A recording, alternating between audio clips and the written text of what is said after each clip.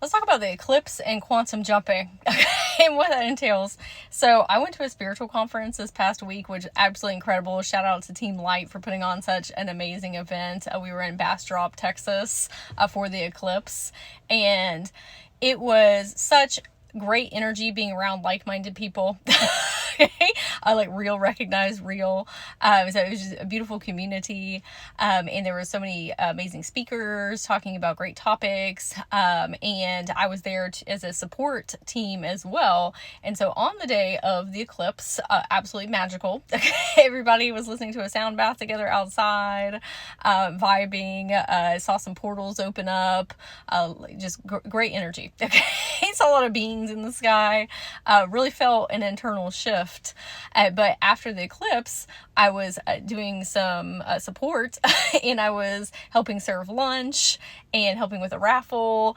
And by the time that I sat down to listen to one of the speakers, that's when everything hit me. Okay.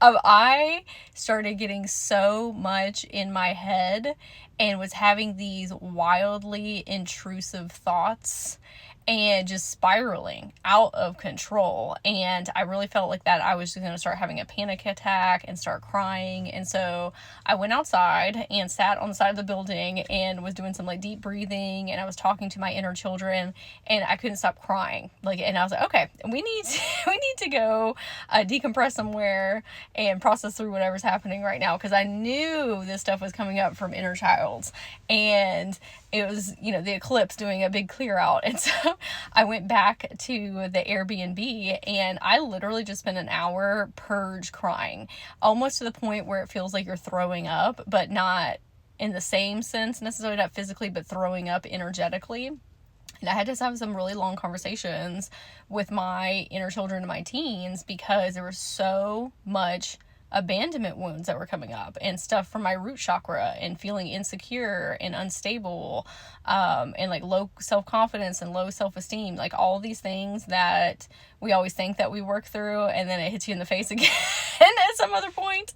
And one of the main themes there was, I was feeling very seen and heard and validated while I was at this conference, which is great. Like, we all need that, right? We're all humans. Okay.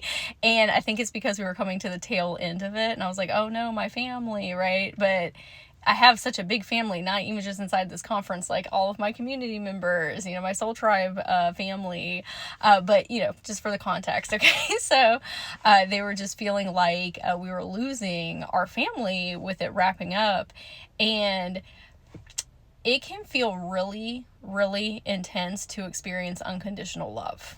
Like, that is why my inner children and teens were so triggered, because like that's something that we want to feel from others, but when it is so intensely directed at us and we are just fully accepted for who we are, it can be a very disconcerting feeling to experience that. And I was like, no, this is what we've always wanted, right? It's just new. It's a new type of energy. And I just want to say, okay, I have tons of people who love me unconditionally in my life, and I love you unconditionally as well, okay, my soul tribe members, but it was just from so many people all at one time, so it was just extra ramped up, and so it was just very intense, and I already knew that was going to happen before I even went to the conference. I had even spoken to my friend Kimberly, and I was like, I can already feel the heaviness of feeling unconditional love on this scale, and so I was already kind of like prepping for it.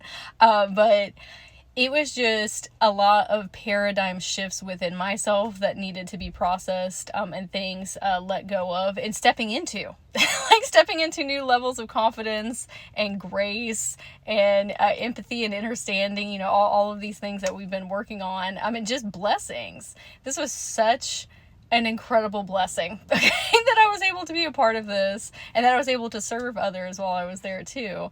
But the reason that I'm sharing this is because I was speaking to somebody else, actually multitudes of people, but someone in particular, and they were saying that they were having a little bit of a tough time traversing the eclipse, which honestly is probably everybody. And that it's just bringing up so much anxiety. Okay? It's like, what the heck is going on? Because we have all been deep within this journey already. And you're like, oh, I've worked through these things. Or I don't even know where this anxiety is coming from.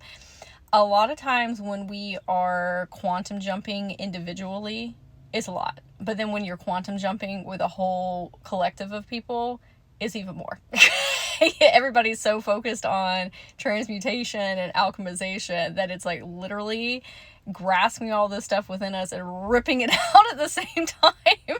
And so it can just cause a lot of collective anxiety as well. And I was saying what can help you traverse through this a lot easier is creating safety and security for your inner children and your teenagers.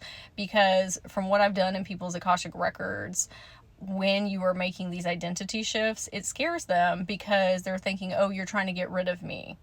Okay, like they're going to get left behind or their timelines are going to collapse, when the opposite is true. Like we're paving the path for them to come with us to the new life.